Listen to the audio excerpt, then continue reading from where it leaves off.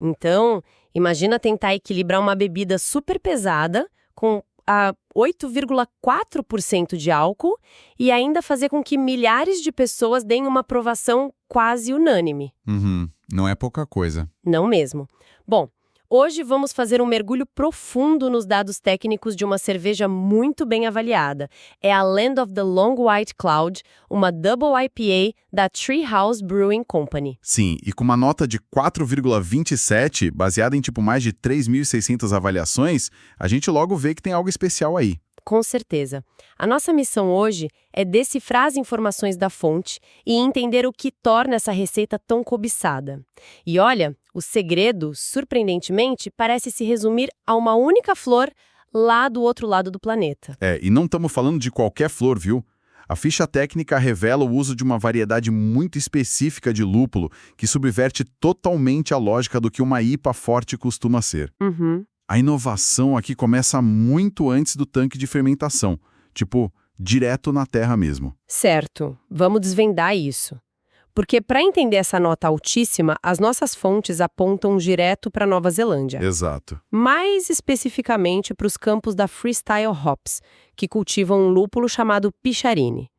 E, lendo os relatos sobre o impacto desse ingrediente, a sensação é de acompanhar um chefe de cozinha que viajou o mundo Sim. E tropeçou numa especiaria inédita. Isso, uma folha desconhecida que altera completamente o perfil de um prato clássico, sabe? Nossa, é uma ótima analogia, porque historicamente o lúpulo entrava na receita para trazer um amargor intenso, com aquelas notas de pinho ou resina, focado em cortar o dulçor natural do malte. Para dar aquele equilíbrio clássico. Exatamente.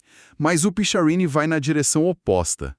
Ele oferece uma carga massiva de frutas de caroço, tipo pêssego e ameixa, acompanhada de um toque cítrico muito afiado. Ah, entendi. E o motivo disso acontecer não é mágica, né? É pura química agrícola. O solo e o clima da Nova Zelândia favorecem uma concentração muito peculiar de óleos essenciais e uns compostos chamados tióis. Tá, os tióis. Isso. Quando a gente cheira ou prova a bebida, o cérebro decodifica esses tióis imediatamente como frutas doces e tropicais, não como amargor. Então o lúpulo deixa de ser o contraponto amargo e assume o papel principal do sabor frutado.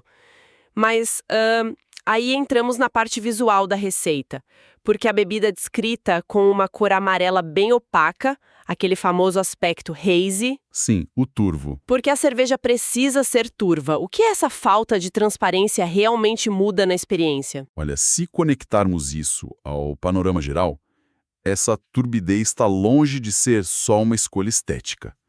O aspecto hazy indica que a cerveja não foi filtrada e carrega uma alta concentração de proteínas em suspensão. Que vem da onde? Geralmente vem da adição de aveia ou trigo na fervura.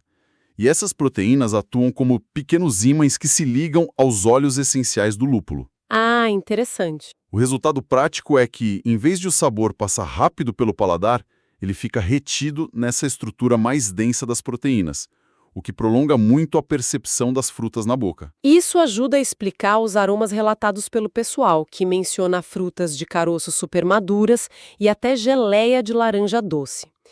Mas assim, eu preciso questionar a matemática disso tudo. Pode falar. Estamos lidando com 8,4% de álcool. É uma carga bem alta. Misturar tanto álcool com aromas doces de pêssego e geleia não corre o sério risco de virar tipo um xarope alcoólico enjoativo? Com certeza. Como isso não arruína a bebida? Esse é o maior desafio de fazer uma Double IPA. Qualquer desequilíbrio e o álcool simplesmente atropela tudo. Mas a reputação da Treehouse foi construída justamente por dominar o mouthfeel, a sensação tátil na boca. Uhum. Lembra daquelas proteínas da aveia e do trigo que causam a turbidez? Lembro que segurou um sabor. Exato. Elas criam uma textura encorpada, macia, quase aveludada. Sensorialmente, esse líquido mais espesso reveste a língua e cria uma barreira física mesmo, que amortece a queimação química do etanol. Nossa, genial! Pois é. O calor do álcool fica camuflado nessa base aveludada, permitindo que notas bem delicadas, tipo a geleia de laranja, se destaquem sem agredir a garganta. Faz total sentido.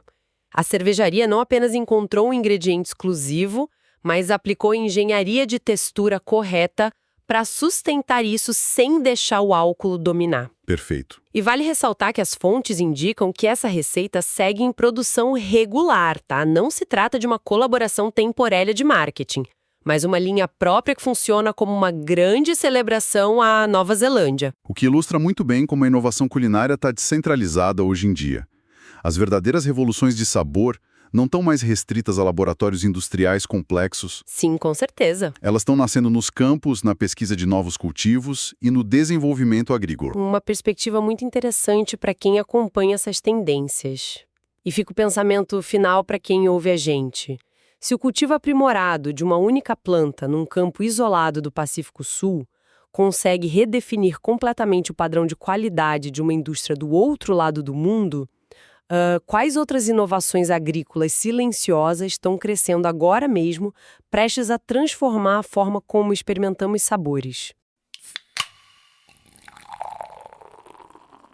E assim chegamos ao final de mais um episódio do Beer Review, um podcast da Rare Beer Brasil. Aqui exploramos o universo das cervejas artesanais, com histórias, curiosidades e experiências que tornam cada gole especial. Beer Review, Rare Beer Brasil. Se você curtiu, siga o podcast na sua plataforma preferida para não perder nenhum episódio. Compartilhe com amigos que amam descobrir novos sabores e histórias. Beba menos, mas beba melhor. Até o próximo episódio e saúde!